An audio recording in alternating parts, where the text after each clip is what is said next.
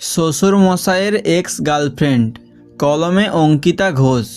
ও মা, ও মা, কি বৌমা, শুনেছ তিনতলার মিত্তির কাকিমাদের পাশের ফ্ল্যাটটায় নতুন কারা যেন এসেছে। ওদের ফ্ল্যাট থেকে নাকি দারুণ সুন্দর রান্নার গন্ধ বেরোয়। কোনো বড় রাঁধুনি এসেছে বুঝলে, বড় শেফ বুঝলে।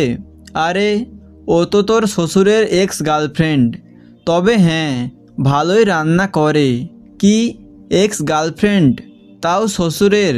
হ্যাঁ রে, এত চাপ নিচ্ছিস কেন? তোর শ্বশুরের কলেজ বেলার প্রেম, তারপর তো জানিসই তোর শ্বশুর হাড় কেপ্পন। ভ্যালেন্টাইন ডেতে তোর শ্বশুর মেয়েটিকে পাশের বাড়ির মাচা থেকে চাল কুমড়ো ফুল তুলে দিয়েছিল। চাল কুমড়ো ফুল নয়তো কি, বকফুল দিলেও নয় বেসনে চুবিয়ে ভাজা যেত। যাকগে, তারপর আর কোন মেয়ে প্রেম করবে? পালালো তোর শ্বশুরকে ছেড়ে, আর মুখ পোড়া কেপ্পনটা আমার গলায় এসে ঝুলে পড়ল। সবই কপাল।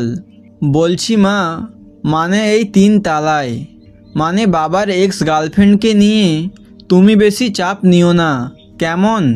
ওসব তো অনেক দিনের ব্যাপার। মানে তোমার খারাপ লাগছে না তো? ও মা, খারাপ কেন লাগবে? আমি তো মিন্টুদি মানে তোর শ্বশুরের এক্সের সাথে এই 1.25 ঘন্টা ধরে গপ্প করে এলাম। মিন্টুদি তো ছাড়তেই চাইছিল না আমায়। কি? হ্যাঁ রে, তারপর তো মিন্টুদির কাছে আমি অভিযোগ করলাম। মিন্টুদি ব্রেকআপ করলো বলেই না আমায় এই হাড়কিপ্টে লোকটার সাথে 42 বছর সংসার করতে হলো। কি বলছো গো? হ্যাঁ, মিন্টুদি আজ আবার মাটন ভুনা বানাচ্ছে বুঝলি, আমাদের জন্য পাঠাবে।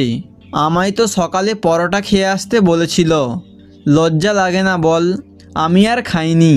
যাই ভাত বসিয়ে দেই, ভাত আর মাটন ভুনা দিয়ে আমাদের দুপুরে হয়ে যাবে বল? হ্যাঁ হ্যাঁ। আর শোন, মিন্টুদি যে আমাদের মাটন ভুনা দিয়েছে সেটা তো শ্বশুরকে বলিস না। মিন্টুদি সেই চাল কুমড়ো ফুলের ক্ষত আজও ভোলেনি, তাই 1 পিস মাটনও ওই হাড়কেপ্পন লোককে দিতে মানা করেছে। ইস, কত কষ্টই না পেয়েছিল বেচারি। ইস, আহারে।